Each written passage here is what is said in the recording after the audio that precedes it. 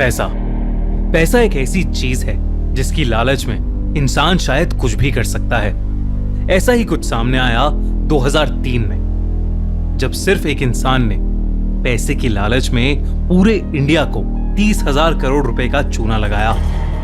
पूरे legal system के साथ एक ऐसा स्कैम हुआ जिसने सबको हिला कर रख दिया।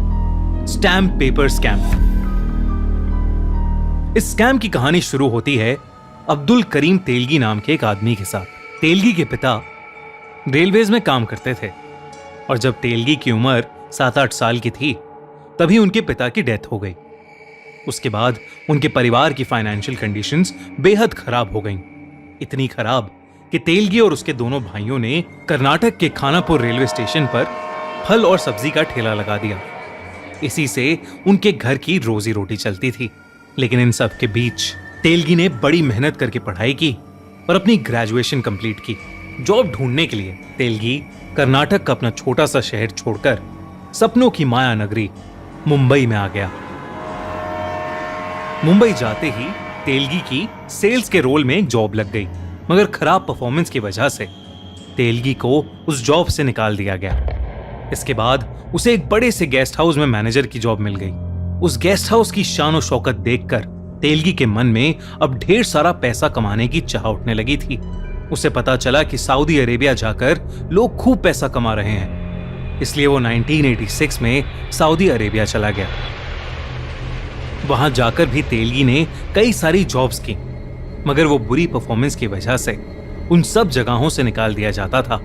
लेकिन इस दौरान वो कुछ ऐसे लोगों से मिला जो इंडिया से फेक यानी जाली डॉक्यूमेंट्स जैसे पासपोर्ट, वीजा बनवाकर सऊदी अरेबिया आए थे। ये सब फेक डॉक्यूमेंट्स इंडिया के कुछ ट्रैवल एजेंट्स बनाते थे, जिसके लिए वो लोगों से खूब सारे पैसे चार्ज किया करते थे। ये सुनकर तेलगी का दिमाग चल पड़ा।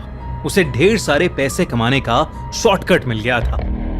तेलगी मुंबई वापस आ गया और उसने अरेबियन मेट्रो ट्रैवल नाम की ट्रैवल एजेंसी शुरू कर दी। ये कंपनी उन लोगों की मदद करती थी जिनके पास सऊदी अरेबिया जाने के ना डॉक्यूमेंट्स होते थे और ना ही वो खुद जाने के लिए एलिजिबल होते थे। अब्दुल करीम तेलगी ने ऐसे लोगों के कागज की हेरा फेरी करनी शुरू कर दी, जिससे उन्हें इमिग्रेशन क्लियरेंस मिल जाता। अब्दुल करीम ने उन लोगों के फेक डॉक्यूमेंट्स बनाने शुरू कर दिए और उसने कागजों की ऐसी हेरा फेरी की जिससे सभी लोगों को इमिग्रेशन क्लियरेंस मिल जाता था। कुछ सालों तक वो यही करता रहा और इसी के चलते उसने ढेर सारे पैसे भी कमा लिए। लेकिन 1991 में एक दिन कुछ इमिग्रेशन ऑफिसर्स को उसके इस इलीगल काम की भनक लग गई और उसे अरेस्ट कर लिया गया। वैसे तो अगर किसी को भी जेल हो जाती है तो वो अपनी गलती सुधार लेते हैं, पर अब तेलगी को पैसे का नशा हो गया था। उसे बस और पैसे कमाने थे, चाहे पैसे जैसे भी आए। और इसी बीच तेलगी को जेल में मिला रतन सोनी। रतन सोनी स्टॉक एक्सचेंज से रिलेटेड डील्स करता था और उसी में एक फ्रॉड के केस में उसे अरेस्ट कर लिया गया था। रतन सोनी ने तेलगी से कहा कि क्राइम करना है तो बड़ा करो, वरना मत करो। और फिर सोनी ने तेलगी को एक ऐसा आइडिया दिया जो आगे जाके इंडिया के लिए एक श्राप बन गया।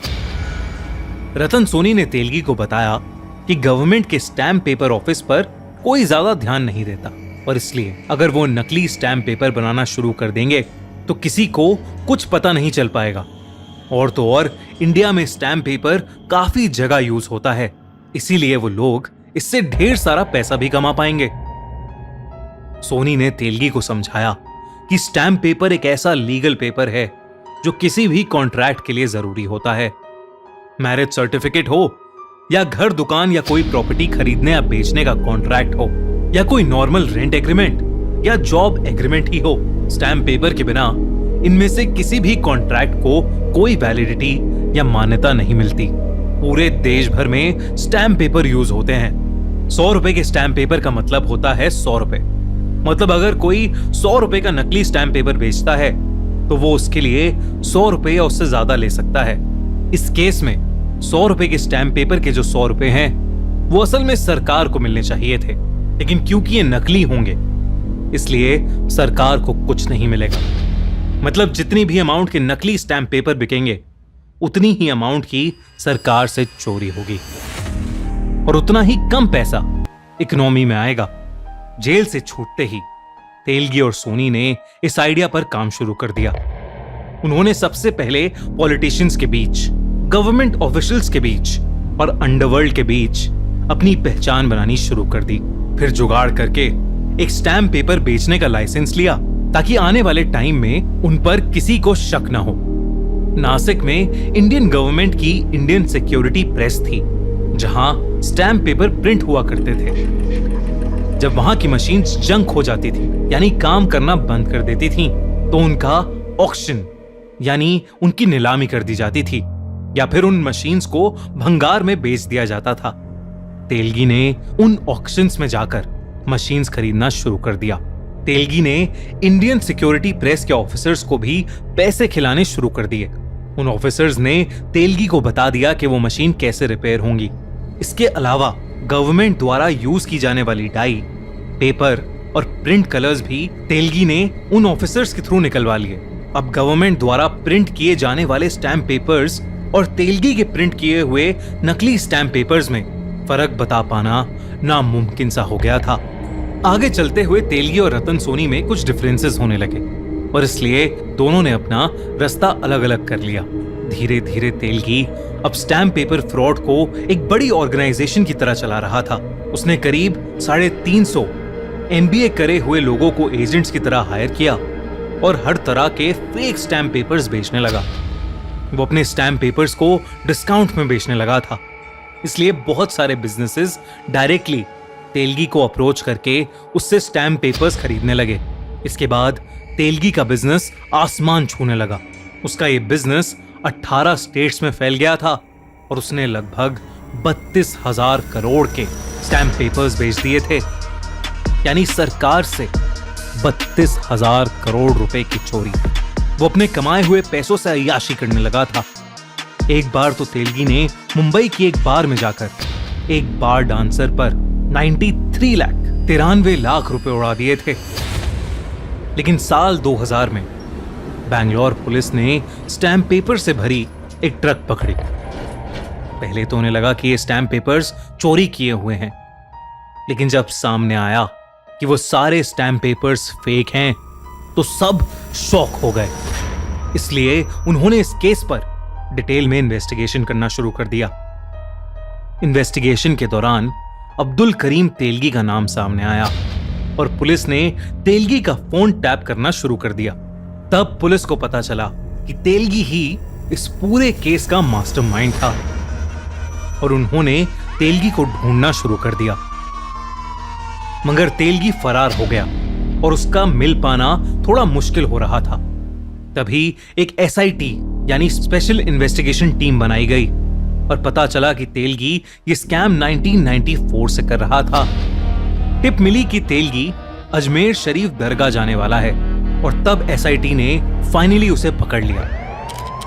तेलगी को अरेस्ट किया गया, लेकिन तेलगी से पूछताछ के दौरान एक SIT ऑफिसर का मर्डर हो गया, जिसके बाद यह केस CBI को ट्रांसफर किया गया। सामने आया कि तेलगी की इंडिया भर में 36 प्रॉपर्टीज थीं और 120 बैंक अकाउंट्स थे और लगभग हर बैंक अकाउंट में करोड़ों का बैलेंस था। तेलगी से जब पूछा गया तो उसे खुद नहीं पता था कि उसके पास कितना पैसा है। गिल्टी पाने पर अब्दुल करीम तेलगी को 30 साल की सजा सुनाई गई और 202 करोड़ का फाइन लगाया गया। लेकिन अपनी सजा काटते काटते 2017 में उसकी डेथ हो गई। तेलगी के लॉयर ने कहा कि जेल के अंदर तेलगी का मर्डर कराया गया है क्योंकि इस केस में कई ऐसे बड़े पॉलिटिशियंस के नाम जुड़े थे जिनके बाहर आने पर बहुत बवाल हो जाता और तेलगी उन सबको एक्सपोज करने वाला था। तेलगी कहता था कि वो इस गेम में बहुत छोटा प्लेयर था और कई इन्वॉल्व लोगों के नाम जानता था, मगर वो नाम कभी बाहर ही नहीं आ पाए। आपको क्या लगता है, तेलगी जैसे लोगों को पकड़ने में हमें इतना टाइम क्यों लग जाता है?